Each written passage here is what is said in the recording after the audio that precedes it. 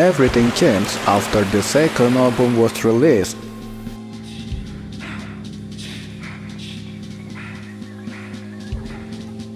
To be honest, I've never been a fan of any music genre, but for some reason, I really like this band. The way they explore music is brilliant. With their foresight, they can mix various sounds and arrangements into an outstanding masterpiece. We will be taken to another dimension when listening to or watching their live performance. They are called Gangsar. They used to be a psychedelic rock band from Bali, but after the second album came out, I don't know what they are anymore. They've evolved now. Better fasten your seatbelt and let's dive in.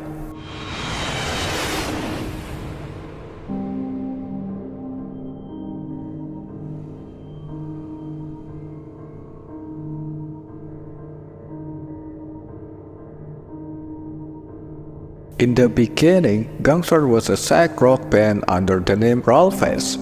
Rollfast was formed in 2012. They consist of 5 members, namely Aga as a vocal, Bayu Krishna as guitar, Aan Triandana as a bass, Kungwa as a guitar, and Ayrton as a drum. In an interview, they explained that their departure point was caused by the in-laws of one of the members, Aga.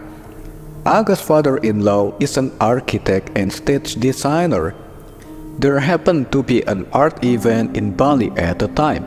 Rollfast was suggested by Aga's father-in-law to fill the stage that he had made at the art event. Uniquely, they were asked not to perform their songs. They were asked to respond to a dance performance. From that incident, they thought, it turns out you can play music in this way. Turns out that music can be as broad. During their career, they also often kicked at major festivals to underground gigs. Among them are Sondrenalin, Synchronized Fest, Joyland Fest, Rave Pasar, and many more. They even filmed an event at Museum Macan, one of the biggest art galleries in Indonesia.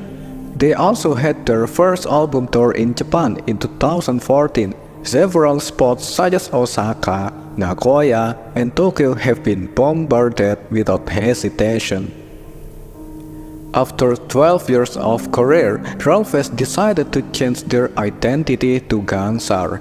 Gangsar can be translated as smoothly in Balinese and borderless in Bahasa.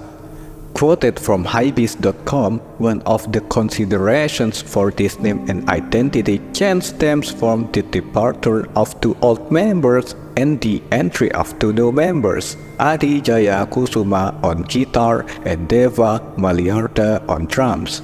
Through this new identity, Gangsar will explore its music to produce richer and more diverse music by combining several elements such as krautrock, gamelan, electronic noise, free jazz, and many more.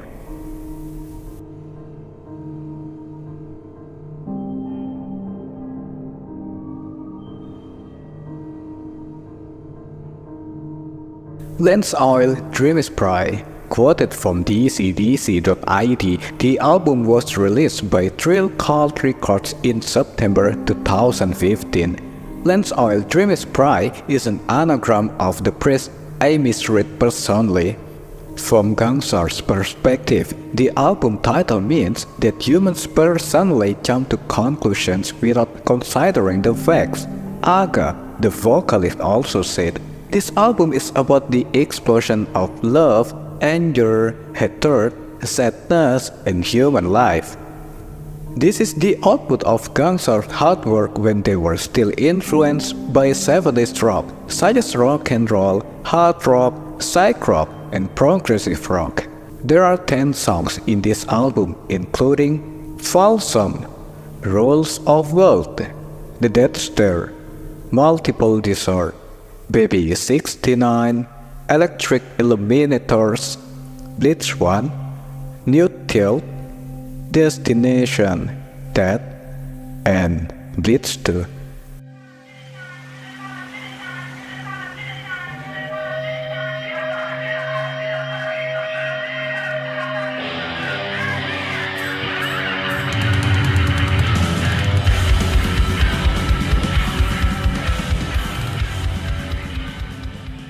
After several years of touring and performing at various events, Gangsar released its second album, Garatuba, in 2020. The album showed their musical growth and maturity with deeper lyrics and more complex arrangements. Garatuba also received praise from music critics and helped Gangsar to become more recognized in the national and international music scene. Quoted from popHariIni.com, Garatuba itself is a combination of words from Sagara, which means sea, and tuba, which means poison, combined with the imaginary reality of coming to a big meal at a beach club where there is anything. Garatuba is also a projection of our possession in various aspects around us. The notes in this song are fictional personas based on impression of mukbang sounds, progression of generic rock guitar templates with electronic music beats that are always heard in every cafe and club in Bali. On this album, Gangsar also involved two influential musicians. They are Frau with her angelic voice on Bali and Gardika Gigi on Rare. There are 8 songs in this album, including Garatuba, Paceromon, LDR, Trantive Atma, Bali, Methanol, Mectanol, and Rare. This is one of the best albums I've ever heard. I suggest you should at least listen to it once before you die.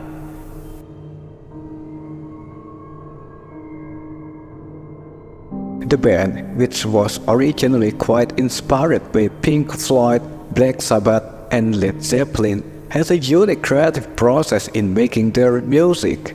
Here is general description of their creative process based on interviews and available sources of information.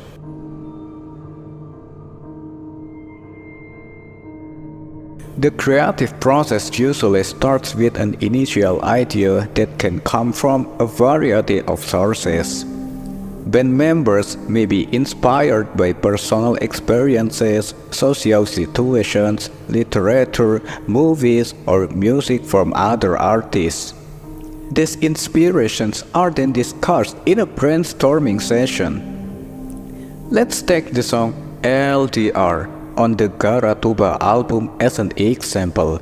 In an interview, Aan, Gangsar's bassist, explained that one of the inspirations for this song came from the experience of his grandfather's younger brother.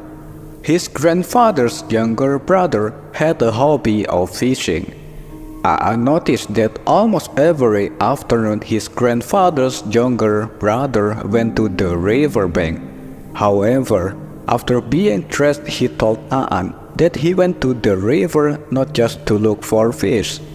More than that, he turned out to be in a relationship with an invisible creator.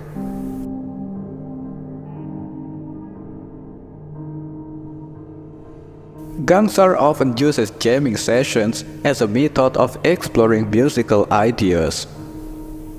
They usually sketch out tones and sounds and try to arrange various riffs, melodies, and rhythms on a digital audio workstation first. Then, they would play together in the studio.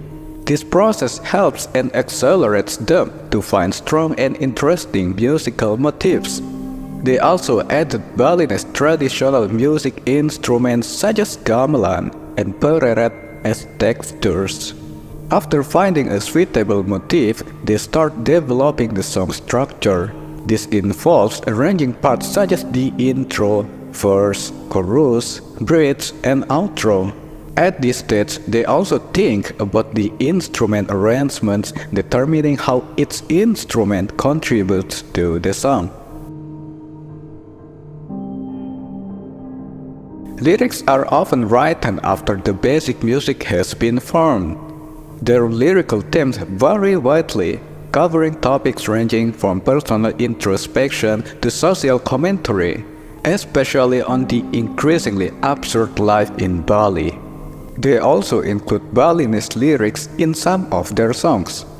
The writing of the lyrics is done meticulously to ensure that they match the mood of the music. The studio recording process is the next stage, where they record all the instrument parts and vocals in high quality. This often involves multiple takes to get the best results, as well as overdubbing to add additional layers of sound.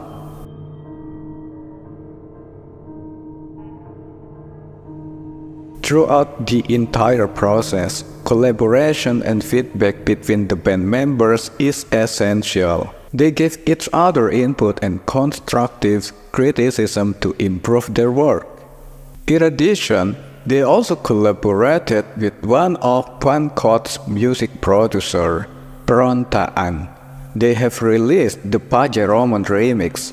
I can say this is a new breakthrough in the world of music in this country.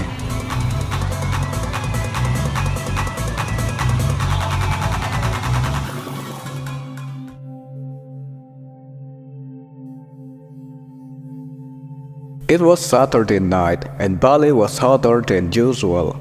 A few friends and I decided to venture out to see a local up-and-coming band, Gangsar. We had heard a lot of this band, especially about how they were able to hypnotize the audience with their magical music.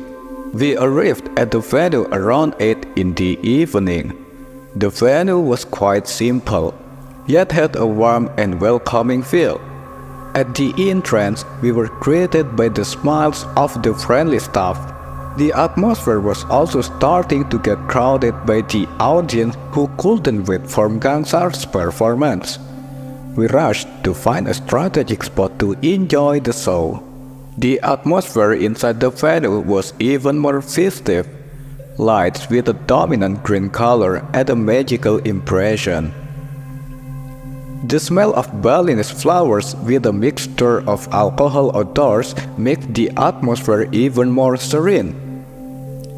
The audience that seemed to be present that night was quite varied, ranging from young rock fans to some people who seemed to be fans of other genre performers. At around 9 in the evening, the stage lights began to dim. Everyone was silent, holding their breath, waiting for Gangsar to appear. The first drum beat opened their set, followed by a distinctive guitar line. The vocalist's unique and absurd voice immediately echoed, greeting our ears and bringing us into their musical world. Song after song was played with passion. There was kind of magic in every note and lyric. Their music seemed to have a soul, flowing and blending with the atmosphere of the night. We were hypnotized, moving to the deliberately bouncy rhythms, forgetting all our troubles and just enjoying the moment. One of the most memorable moments was when they performed the song Karatuba. This song had such a deep groove with a psychedelic touch that it made us feel like we were in a parallel world. Some of the audience sang along and the rest danced around, creating a beautiful and unforgettable harmony. Once again, the predominantly green stage lights swirled, adding a visual effect that made us feel as if we were in an emergency. Their performance ended with a mesmerizing encore. Applause and cheers from the audience filled the room, showing how much we all appreciated every second they gave on stage. Gangsar truly delivered an unrivaled musical experience. When the show ended, we were still carried away. On the way home, we couldn't stop talking about how incredible the night was. Gangsar didn't just give us a musical performance, but also a deep emotional and spiritual journey. That night, we went home with full hearts and refreshed souls. The experience of watching Gangsar was one of the best moments of my life. I will always cherish it and tell anyone who wants to hear it. Gangsar truly taught me that music can unite, heal, and revive the spirit that may have been extinguished in the daily routine. In the days that followed, I always took the time to watch almost every gig they played, either to enjoy the performance or just to get drunk and jackpot.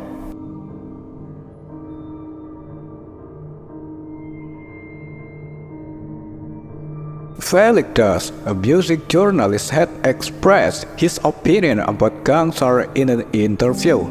He said, "Local Balinese musicians today have a lot of variety with their works that can make you astonished. One of them is Gangsar."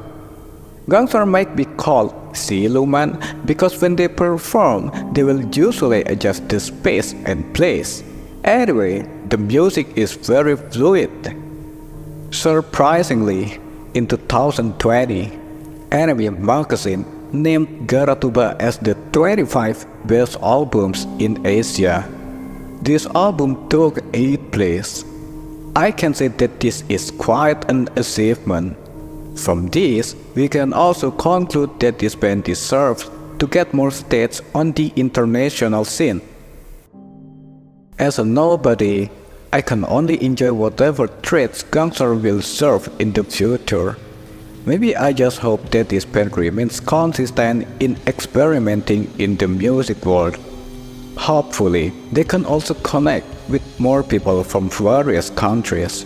I'm sure many international states are looking forward to Gangsar's performance.